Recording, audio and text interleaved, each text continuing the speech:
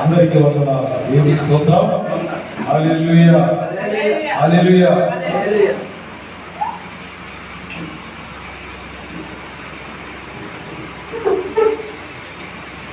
Do it before it is too late. సమయము ఆలస్యం చేయకుండా సమయం ఉన్నప్పుడే దాన్ని సద్వినియోగం చేసుకోవాలి. దేవుడి రోజు మనతో మాట్లాడుతున్నటువంటి వాక్యం లూకాసు వార్త 13వ అధ్యాయము. లూకాసు వార్త 13వ అధ్యాయము 1 నుంచి 5 వచనాలు. పిలాతు గలిలయుల కొందరి రక్తము వారి బలులతో కలిపి ఉండెను. ఆ కాలమున అక్కడనున్న కొందరు ఆ సంగతి యేసుతో చెప్పగా ఆయన వారితో ఇట్లనెను, ఈ గలిలయులు అట్టి హింసలు పొందినందున వారు గలిలయులందరికంటే పాపులని మీరు తలంచుచున్నారా? కారని మీతో చెప్పుచున్నారు. మీరు మారు మనసు పొందని ఎడల మీరందరూ అలాగే నశించుదురు. మరియు సీలోయానులోని గోపురము పడి చచ్చిన ఆ 18 మంది యెరూషలేములో కాపురమున్న వారందరికంటే అపరాధులని తలంచుచున్నారా? కారని మీతో చెప్పుచున్నాను. మీరు మారు మనసు పొందని ఎడల మీరందరూ అలాగే నశించుదురు. దేవునికి స్తోత్రం. దేవుని మాటలు దీవించునుగాక. ఇక్కడ 2 విషయాలను ప్రభు జ్ఞాపకం చేస్తూ ఉన్నాడు. 2 సార్లు ఒక్క నుంచి అదే మాటలను ప్రభు మనకి జ్ఞాపకం చేస్తున్నాడు. 3వ వచనము 5వ వచనం, 3వ వచనము 5వ వచనము. ఇక్కడ ప్రభు వారు మనకు ఏమి తెలియజేస్తున్నారంటే, మీరు మారు మనసు పొందని ఎడల మీరందరూ అలాగే నశించుదురు అన్నారు. నువ్వు ఇంటిలోనికి వచ్చినప్పుడు ఆశీర్వదించబడతావు, బయటికి వెళ్ళినప్పుడు ఆశీర్వదించబడతావు. చాలా ఆనందంగా ఉంటుంది అందరికీ.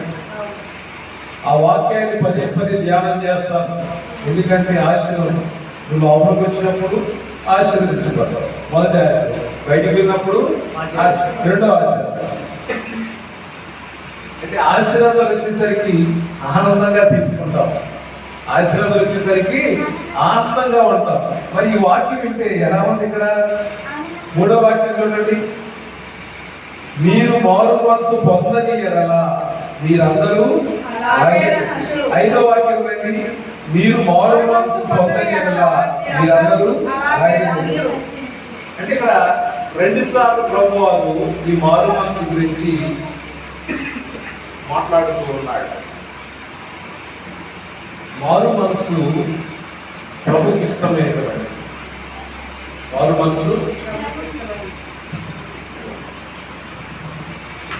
మనసు ప్రభుకి చాలా ఇష్టం. ప్రియబిడ్డ, ఈ రోజున మనం జ్ఞాపకం చేసుకోవాల్సింది ఏంటంటే, ఆ వాక్యం 5వ వాక్యం చదవనమ్మా. కారణం మీతో చెప్పుచున్నాను, మీరు మారు మనసు పొందని ఎడల మీరందరూ అలాగే నశించుదురు. చూడండి, మారు మనసు పొంద కండిషన్ కదా. అంటే ఆయన చెప్పారు, రెండు సంఘటనలు చెప్పారు. ఇక్కడ మొదటి వచ్చిన ఎవరు గలిలీ చంపారు? అక్కడ ఎవరు చంపారు? గలిలీలను ఎవరు చంపారు? పిలాతు గలిలీలో కొందరి ప్రాణాన్ని తీసి కొందరి రక్తము వారి బలులతో కూడా కలిపి ఉన్న బలి చేసేది కొంతమంది. ఎవరు? పిలాతు. వీళ్ళని బలిచ్చాడు. వీళ్ళు పాపం చేసినందువల్ల వీళ్ళు బలిచ్చాడా?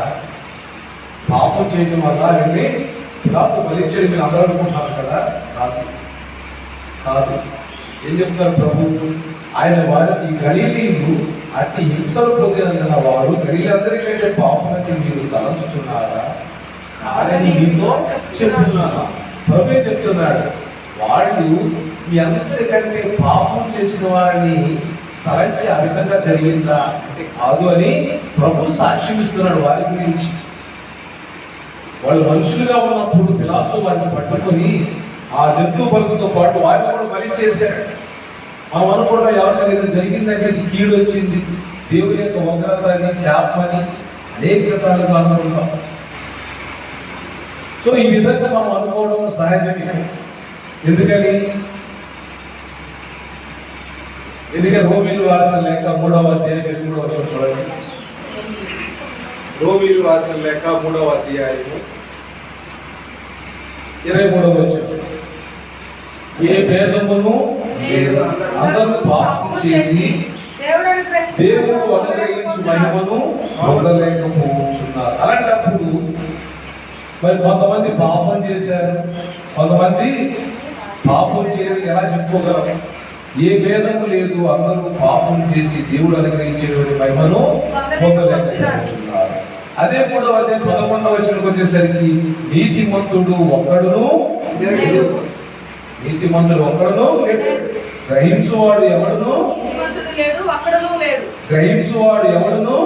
లేడు, దేవుని వెతకువాడు ఎవడును. చూసారా? లేడు లేడు లేడు 3 సార్లు,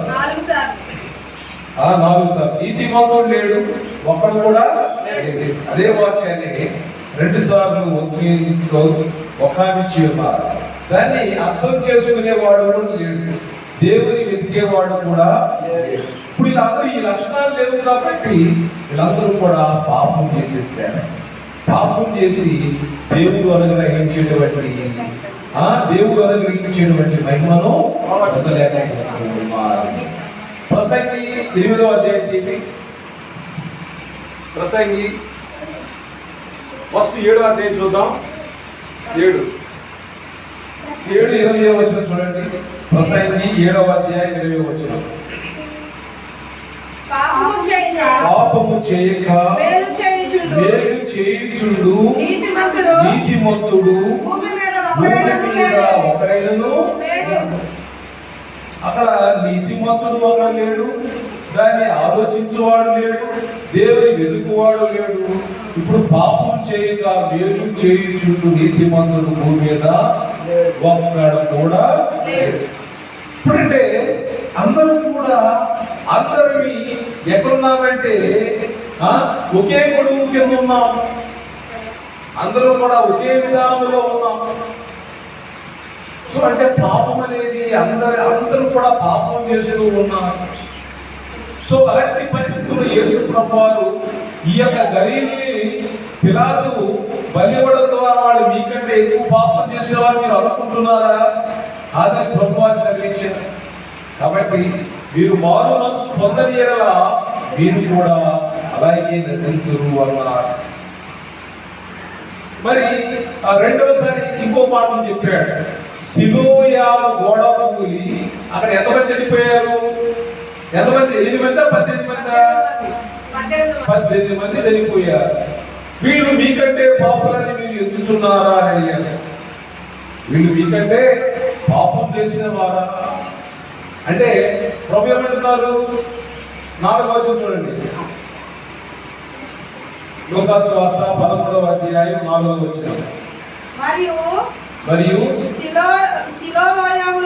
సిలోయాములోని గోపురము పడి చచ్చిన ఆ 18 మంది యెరూషలేములో కాపురం ఉన్న వారందరికంటే అపరాధులని తలంచుచున్నారా?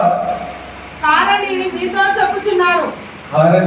మీతో చెప్పుచున్నారు. అక్కడ పిలాతు బలించేటువంటి వారు మీకంటే పాపాత్ముల అంటే కాదని ప్రభు సాక్ష్యం ఇచ్చాడు.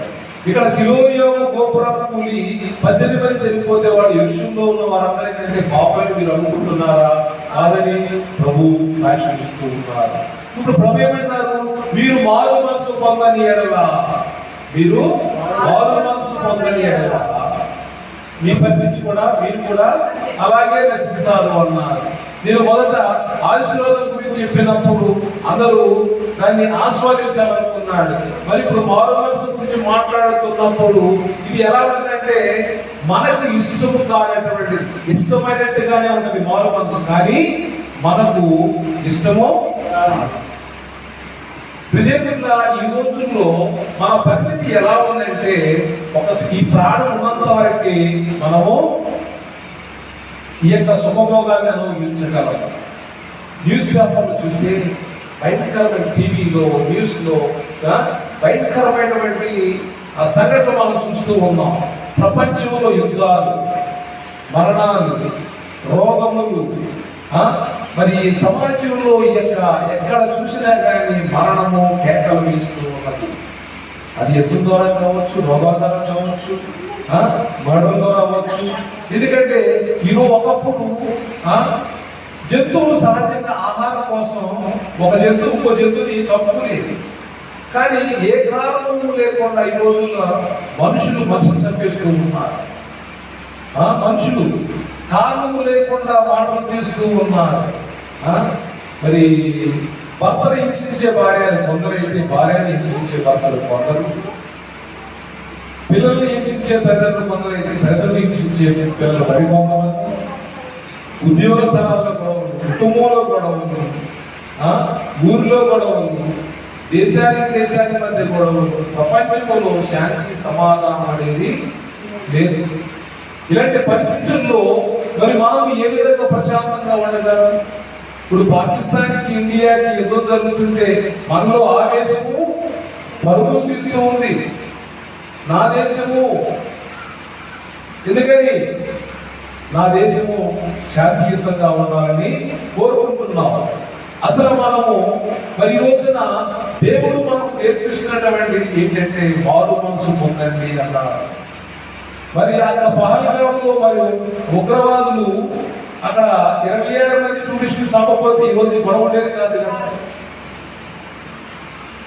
అంటే అక్కడ పాముని ఏ విధంగా పెంచి పోషిస్తే కాటు వేసి ఉందో అదే విధంగా ఉగ్రవాదం పెరిగి ఆ దేశానికి రోజు శాపంగా దాన్ని వ్యతిరేకించింది మన దేశం. ఈ రోజున మరి కీడును మనమందరం కూడా వ్యతిరేకించాలి, పాపాన్ని వ్యతిరేకించాలి, అన్యాయాన్ని వ్యతిరేకించాలి, న్యాయం కొరకు మనం నిలబడాలి. అందుకే వాక్యం ఏమంది? నీతిమంతుడు ఒక్కడును వాక్యానుసారం చూస్తే నీతిమంతుడు లేదు. కాబట్టి మరి ఇప్పుడు మనం నీతిమంతులము అవ్వాలి. దానికోసమే దేవుడి రోజున do it before it is too late అన్నాడు. ఆలస్యం కాకపోతే మారు మనసు చూపుడు. లేకపోతే ఆ పిలాతు ఏ విధంగా అయితే గలీలీని వధించాడు, అలాగే సిలోయము గోపురం కూలి 18 మంది ఎలా చనిపోయారో అనుకోని సంఘటన ఇవన్నీ కూడా అనుకోని. ఇవన్నీ ఎందుకు జరుగుతుంటాయి అంటే కొన్నిసార్లు దేవుని చిత్త ప్రకారం జరగవచ్చు, కొన్నిసార్లు మనిషి ప్రకారం కూడా జరగవచ్చు. దేవుని యొక్క ఉగ్రత అనేది అనేక రూపాలు కావాలి. పడక మీద ఉన్నప్పుడు కొంతమందిని తీసుకెళ్తాడు, అది తిరుగులు విసురుతుంటే కొంతమంది తీసుకెళ్తాడు, పొలంలో పనిచేస్తుంటే అంటే ఆ విధంగా మరి జరుగుతూ ఉంటుంది అంతా కూడా. బట్ మనం చాలా జాగ్రత్తగా ఉండాలని ప్రభువారి జ్ఞాపకం చేస్తున్నారు. ఈ రోజున మనం చేసిన పాపాలకి శిక్ష రాకపోవడం వల్ల మనుషులు ఎలా ఉన్నారంటే ఫలితానుసారంగా జీవిస్తూ ఉన్నారు, దేవుని వెక్కిరిస్తూ ఉన్నారు. అని గలతీ రాసిన లేఖలో అంటాడు, దేవుడు వెక్కిరించబడడు, దేవుడు మోసపోబడి, దేవుడు వెక్కిరించబడడు. మరి ఇక్కడ దేవుని వికృతులు పాలు చేస్తూ ఉన్నాయి మన క్రియలు కొన్నిసార్లు. కాబట్టి మీ సహోదరులారా, మనము దేవునికి మన యొక్క హృదయాలను అప్పగించాలి. దేన్ని అప్పగించాలి? హృదయాన్ని అప్పగించాలి. దేవుడు మిమ్మల్ని ఏమి అడిగాడంటే హృదయాన్ని అడిగాడు. సో ఈ రోజున నీతిమంతులు లేనటువంటి దేవుడు లేడు లేడు లేడు అని చెప్పేసి వకాలిస్తున్నటువంటి దేవుడు ఇంకొక విషయాన్ని జ్ఞాపకం చేస్తూ ఉన్నాడు. ప్రసంగి 8వ అధ్యాయము 11వ వచనం, దుష్క్రియకు తగిన శిక్ష శీఘ్రముగా కలుగపోవడం చూచి మనుషులు భయము విడిచి హృదయపూర్వకముగా దుష్క్రియలు చేయుదురు. దేవునికి స్తోత్రం. దుష్క్రియకు తగిన శిక్ష శీఘ్రముగా కలుగపోవుట చూచి మనుషులు భయము విడిచి హృదయపూర్వకముగా దుష్క్రియలు చేయుదురు. ఎందుకంటే మరి ఇక్కడ మనం అనుకుంటూ ఉన్నాం, దేవుడు మరి ఇప్పుడు కాదులే, తర్వాత వస్తుందిలే శిక్ష, ఎందుకులే ఈ ప్రాణం ఉంది కదా, ఇప్పుడు ఎంజాయ్ చేయాలి, ధనవంతులేగా ఓనా ప్రాణమా తిరుము త్రాగుము సుఖించుమని ఏ విధంగా ధనవంతుడు కోరుకున్నాడో అదే విధంగా మనం కొన్నిసార్లు మాయలో సాతానీయంగా వలలో చిక్కుకుంటూ ఉన్నాం. అపవాది యోగు దగ్గరికి వెళ్ళి యోగు కలిగిన దాని చుట్టూ కంచె వేశాము కాబట్టి అబ్రహాము భయభక్తులు కలిగి ఉన్నాడు, లేకపోతే ఏం చేసేవాడు తెలుసా అంటే సారీ యోగు అంటే అబ్రహాము యోగు దగ్గరకు అపవాది వెళ్ళి అపవాది యోగు చూసింది, యోగు దేవుడు ఎంతగానో దీవించాడు. అపవాది దేవుడితో మాట్లాడుతుంది. యోగు గ్రంథం 1:10 చూసినట్లయితే యోగు కలిగిన దాని చుట్టూ నువ్వు ఏమి వేసావు, కంచె వేసావు. దేవునికి స్తోత్రం. ఈ రోజున కుటుంబాల్లో సమస్యలు, కుటుంబాల్లో గొడవలు ఎందుకు వస్తున్నాయంటే కంచె వేయటం లేదు. కంచె వేయటం లేదు. కంచె వేయకపోతే ఏమవుతుందంటే పొలాలు ఉన్నాయి, పొలాల చుట్టూ కంచె వేస్తాం, కంచె వేయకపోతే పశువులు వేస్తాయి. ఏం వేస్తాయంటే కంచె వేయకపోతే పశువులు తోటలోని పైరంతా కూడా వేసేస్తే ఆ పశువులు వాళ్ళతో మళ్ళీ పైరు వేసిన వాడు గొడవ పడతా ఉంటాడు. మీ పశువులు వచ్చి నా పైరు తినేసి గొడవ పడుతూ ఉంటాడు. మరి అక్కడ కాపు కాస్తున్నటువంటి వాడు ఆ యొక్క తోటను భద్రముగా చూసుకోవాలి. మరి చేతికి ఏ విధంగా కంచె వేస్తాము, కుటుంబానికి కూడా అదే విధంగా కంచె వేయాలి. ఈ పడక చుట్టూ కంచె వేయాలి. ఎందుకంటే యేసు రక్తమును ప్రోక్షించాలి. దేవుడిగా కంచె లేకపోతే మరి దేశానికి మధ్య సరిహద్దులు ఉన్నాయి, దేశానికి మధ్య సరిహద్దులు ఉన్నాయి, ఇంటికి ఇంకో ఇంటికి మధ్య సరిహద్దు ఉంది. ఈ సరిహద్దు యొక్క సరిహద్దు కానీ కాపాడు వాళ్ళు కానీ లేకపోతే ఏమవుతుంది అంటే గొడవలు అవుతూ ఉంటాయి. సో ఈ గొడవలు లేకుండా మనం ప్రశాంతంగా ఉండాలి అంటే ఏముండాలి, సరిహద్దులు ఉండాలి. మెండింగ్ వాల్స్ అని చెప్పేసి ఒక రచయిత ఒక పోయం రాశారు. మెండింగ్ వాల్స్ లో ఒకప్పుడంట ప్రజలు ఎలా ఉండేవాళ్ళంటే జలకి సరిహద్దులు లేకుండా నీకు ఎంత కావాలో ఎంత స్థలాన్ని నువ్వు వాడుకుంటా అంత స్థలం వాడుకో, చాలా సంతోషంగా హ్యాపీగా వాళ్ళందరూ కూడా జీవించేవాళ్ళు. దేవునికి స్తోత్రం, హల్లెలూయా.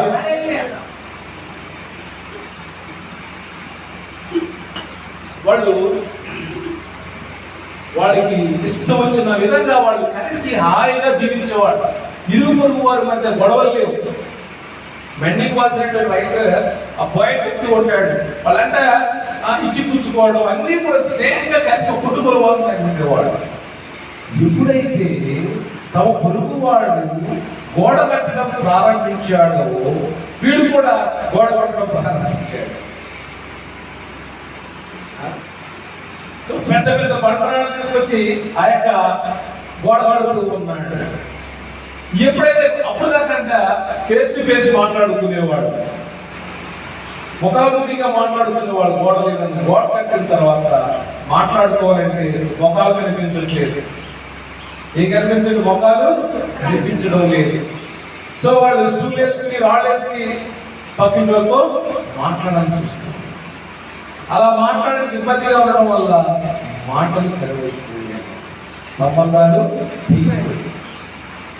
ఒకప్పుడు కుటుంబాలు ఎలా ఉన్నాయంటే కుటుంబాలు భర్త దూరదేశంలో ఉద్యోగం చేస్తే కుటుంబం భార్య బిడ్డలందరూ కూడా తల్లిదండ్రులతో ఉండేవాడు. ఆ సంబంధాలు వేరు. ఏ పట్టణంలో ఉద్యోగం చేసే కుటుంబం ఎక్కడేది, పల్లెటూరులోనే ఉండేది. సో ఇప్పుడు ఊర్లో ఉద్యోగాల కోసం సిటీలకు వచ్చిన వాళ్ళు ఊళ్ళు ఖాళీ అయిపోతున్నాయి. సంబంధాలు ఏమయ్యాయి, కావాలంటే టైం ఉన్నప్పుడు ఫోన్ చేస్తాం, లేకపోతే ఫోన్ చేస్తాం.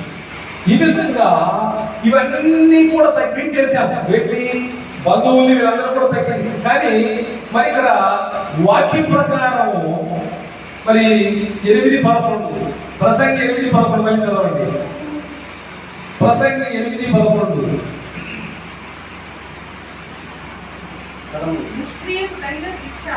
దుష్క్రియకు తగిన శిక్ష శీఘ్రంగా కలుగకపోవడం చూచి మనుషులు భయము విడిచి హృదయపూర్వకముగా దుష్క్రియలు చేయరు. అంటే ఆ శిక్ష కలగలేదు కాబట్టి ఏమి లేదు, భయం లేదు. భయం విడిచి భయం ఎప్పుడు రావాలి?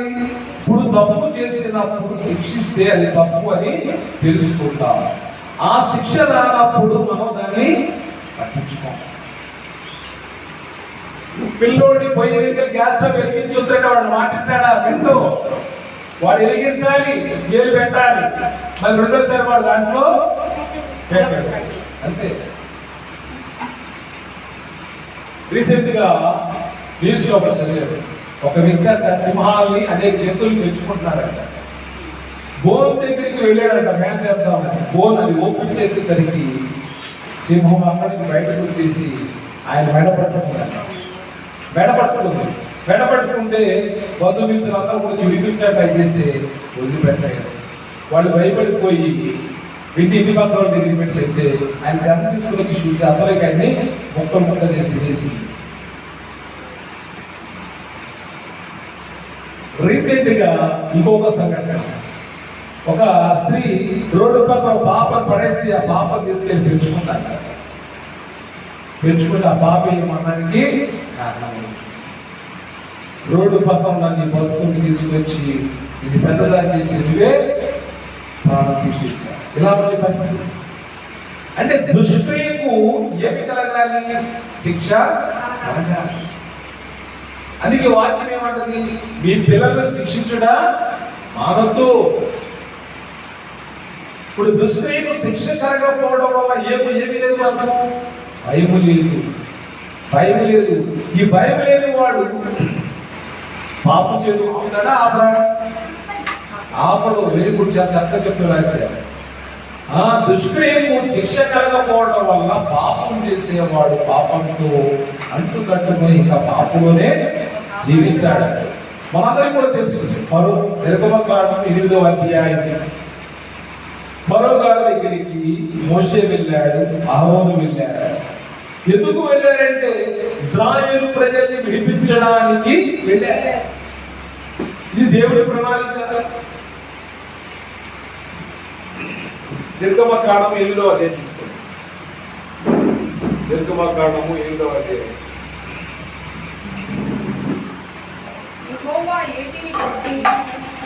మొదటి వచనం చదవండి. యెహోవా ఏటిని కొట్టి 7 దినములైన తరువాత యెహోవా మోషేతో ఇట్లనెను. నేను చదువుతాను. నీవు ఫరో యొద్దకు వెళ్ళి అతనితో నన్ను సేవించుటకు నా జనులను పోనిమ్ము. నీవు వారిని పోనీనలా, ఇదిగో నేను నీ పొలిమేరల నుండి కప్పల చేత బాధించెదను. ఏటిలో కప్పలు విస్తారంగా పుట్టినవి. నీ ఎంట, నీ పడక గదిలో, నీ మంచం మీదకి, నీ సేవకుల ఇంట్లోని, నీ జనుల మీదకి, నీ పొయ్యిలోనికి, నీ పిండి పిచ్చి తొట్టలోనికి ఎక్కి వచ్చును. ఎంత చెప్పాడు ఆయన. సో ఇవన్నీ కూడా అదే విధంగా ఆ కప్పలు నీ మీదికి, నీ జన్మ మీద, నీ సేవకులందరి మీదకి వచ్చునని యెహోవా సెలవిస్తున్నాడని చెప్పు. మరి యెహోవా మోషే చెప్పాడు, నీవు అహరోనును చూచి నీ కర్ర పట్టుకొని ఏటి పాయల మీదను, కాలువల మీదను, చెరువుల మీదను నీ చెయ్యి చాపి ఐగుప్తు దేశం మీదకి కప్పలను రాజేయమని అతనితో చెప్పుమనగా అహరోను ఐగుప్తు జలముల మీద తన చెయ్యి చాపాడు. అప్పుడు కప్పలు ఎక్కి వచ్చి ఐగుప్తు దేశమును కప్పాడు. కప్పలు వచ్చి ఐగుప్తు దేశమును కప్పాడు. శకునగాడు కూడా తన మంత్రముల వలన అలాగూ చేసి ఐగుప్తు దేశం మీదకి కప్పలను రాజేసేది. అప్పుడు 8వ వచనం. అప్పుడు ఫరో మోషేను అహరోనును పిలిపించి నా యొద్ద నుండి నా జనుల యొద్ద నుండి ఈ కప్పలను తొలగించుమని యెహోవాను వేడుకొండి. అప్పుడు యెహోవాకు బలి అర్పించుటకు ఈ ప్రజలను అగత్యముగా బోధించెదనెను. దేవునికి స్తోత్రం. దేవుడున్నాడు, ఈ కప్పలన్నింటినీ కూడా నువ్వు తొలగించమని దేవుడికి యెహోవాకు మొరపెట్టుకో. అప్పుడు ఈ ప్రజలందరినీ కూడా నేను యెహోవాకు బలి అర్పించడానికి పోలిస్తాను అని చెప్పేసి మాట ఇస్తూ ఉన్నాడు. ఎవరు? ఫరో మాట ఇస్తున్నాడు. ఏమని? ఈ ప్రజలందరూ కూడా యెహోవాకు బలి ఇవ్వడానికి నేను పర్మిషన్ ఇస్తానని చెప్తున్నాడు. ఇక్కడ 12వ వచనం వచ్చేసరికి నిర్గమకాండం 8:12 మోషే అహరోనులు ఫరో యొద్ద నుండి బయలుదేరినప్పుడు యెహోవా ఫరో మీదికి రాజేసిన కప్పల విషయంలో మోషే అతని కొరకు మొరపెట్టగా యెహోవా మోషే మాట చొప్పున చేసింది కనుక ఇళ్లలోనేమి వెలుపలనేమి పొలంలోనేమి కప్పలు ఉండకుండా చచ్చిపోయేను. దేవున్నాడు ఫరో ఏమన్నాడు? నువ్వు ప్రార్థించే యెహోవాకు మొరపెట్టుకో, అప్పుడు నీ ప్రజలు పోలిస్తానన్నాడు. ఆ విధంగానే మొరపెట్టుకున్నాడు, ప్రార్థన చేశాడు. ఈ కప్పలన్నీ కూడా అంటే దేవుడికి మొరపెట్టుకున్నాడు. ఎవరి పక్షాన మొరపెట్టాడు? ఫరో పక్షాన మోషే దేవుడికి మొరపెట్టి కప్పలన్నీ కూడా చచ్చిపోయాయి. అన్ని కూడా కంపు కొడుతున్నాయి. 15వ వచనం చూడండి. ఫరో ఉపశమనము కలుగడ చూసి యెహోవా సెలవిచ్చినట్టు తన హృదయమును కఠినపరచుకొని వారి మాట కప్పలు లేనప్పుడు మొరపెట్టుకోవాలి భార్యకంటాడు. కప్పలు చచ్చిపోయాయి కాబట్టి హృదయం ఏమైపోయింది? కఠినమైపోయింది. వారు మనసుందా? లోపడ్డా? ఇచ్చిన మాట తప్పాడు, మాట నిలబెట్టుకోలేకపోయాడు. సో ఇప్పుడు మరి లూకాసు వార్తలో ఏమన్నారు ప్రభువారు? లూకాసు వార్త 11వ ఏమన్నారు? మీరు మారు మనసు పొందండి, మారు మనసు పొందని మీరు కూడా అలాగే నశించుదురు అన్నారు. పిలాతు ఏ విధంగా అయితే వారిని భరించాను గలిలయని ఆ విధంగానే అలాగే సిలోయాను గోపురం వెళ్ళినప్పుడు 18 చనిపోయారు. అదే విధంగా మీరు కూడా అన్నాడు. ఈ విషయాన్ని ఇప్పుడు ఫరో ఎందుకు తన హృదయం కఠినమైపోయింది? తన యొక్క దుష్కార్యానికి శిక్ష రాలేదు కాబట్టి హృదయం ఏమైందండి? కఠినమైపోయింది. కఠినమైపోవడం వల్ల వారి మాట వినలేదు. మరలా ఇప్పుడు ఏమొచ్చాయండి? దీని తర్వాత పేరు వచ్చాయి. పేరు ఎక్కడ చూసినా కానీ పేరే. మళ్ళీ ఆ పేరు కూడా భయపడిపోతున్న సిగ్గుగాడిని వచ్చి చెప్పించమన్నాడు. అయినా కానీ ఆ పేరు పుట్టలేదు. ఇది దేవుని శక్తి అన్నారు. వాడు కూడా వచ్చేసి ఇది దేవుని శక్తి, దీన్ని మనం ఏమి చేయలేమన్నారు. దాని తర్వాత ఏగల దండ వచ్చిందండి. ఏగల దండ ఎండలోనికి ఏగల గుంపులను పంపివేసినప్పుడు ఐగుప్తీయుల ఇళ్ళను వారున్న ప్రదేశం ఏగల గుంపుతో నిండినో. సో మరి ఇప్పుడు ఏగల గుంపులు వచ్చినప్పుడు మరి ఏగలన్నీ కూడా మరి తట్టుకోలేకపోతున్నారు. ఎక్కడ వెళ్ళినా కానీ ఏగలే. మళ్ళీ అప్పుడు కూడా మొరపెట్టుకోమన్నాడు. 29వ వచనం అందుకు మోషే నేను నీ యొద్ద నుండి వెళ్ళి రేపు ఈ ఏగల గుంపులు ఫరో యొద్ద నుండి అతని సేవకుల యొద్ద నుండి అతని జనుల యొద్ద నుండి తొలగిపోనట్లు యెహోవాను వేడుకొనును గాని యెహోవాకు బయలుపరిచినట్టు ఫరో జనులను పోనీయక ఇతను వంచన చేయకూడదని చెప్పి ఫరో యొద్ద నుండి బయలువెళ్ళి యెహోవాను వేడుకొనెను. ఇది క్రైస్తవుల యొక్క మనస్తత్వం అండి. దేవుని నమ్ముకున్న వారు గుడ్డిగా అందరినీ నమ్ముతారు. సో ఈ విధంగా రెండవసారి కూడా మోషే ఫరో పక్షాన ఐగుప్తీయుల పక్షాన దేవుని వేడుకున్నాడు. అక్కడ 30వ వచనం ఫరో యొద్ద నుండి బయలు వెళ్ళి యెహోవాను వేడుకొని యెహోవా మోషే మాట చొప్పున చేయగా ఏగల గుంపులు ఫరో యొద్ద నుండి అతని సేవకుల యొద్ద నుండి అతని ప్రజల యొద్ద నుండి తొలగిపోయారు. ఒక్కటి అయినను అంతా క్లియరైపోయింది. ఇంకా ఏగలు లేవు, పేరు లేవు, కప్పలు లేవు. 32వ వచనం చూడండి. అయితే ఫరో ఆ సమయము కూడా తన హృదయమును కఠినపరుచుకొని జనులను అంటే కఠినమైనటువంటి మనసు. మొదట మనం ఏ విధంగా ఆ కఠినమైన మనసు కరిగిపోవాలి. నెయ్యి గడ్డగా ఉండదు, మనం అన్నం వేసుకుంటే రుచిగా ఉండదు, స్వీట్లో అయితే రుచిగా ఉండదు, అది కరిగితేనే దాని యొక్క రుచి.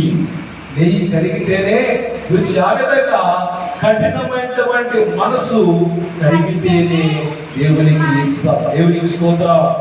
దేవుడు పాపాన్ని క్షమించాడు, పాపిని ప్రేమించాడు.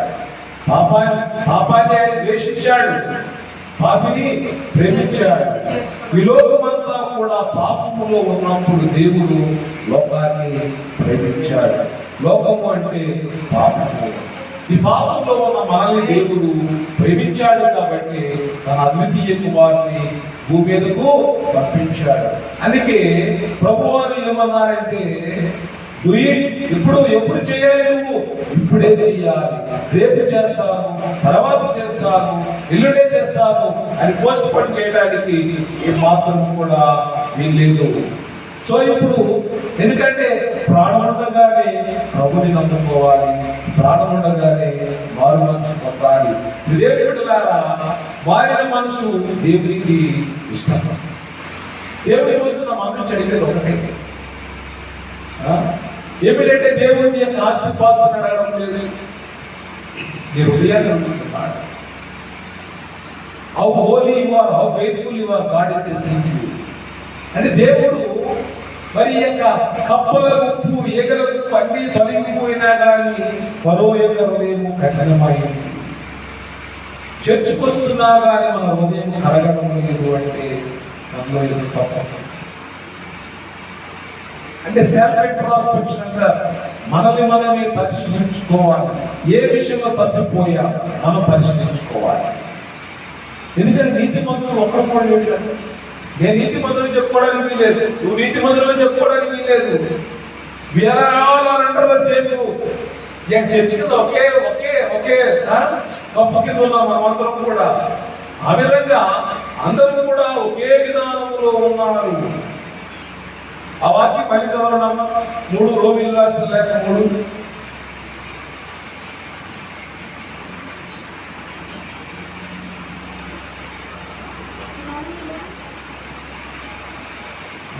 థర్డ్ చాప్టర్ 3వ నీతిమంతుడు లేడు, ఒక్కడును లేడు. నీతిమంతుడు లేడు, ఒక్కడును లేడు.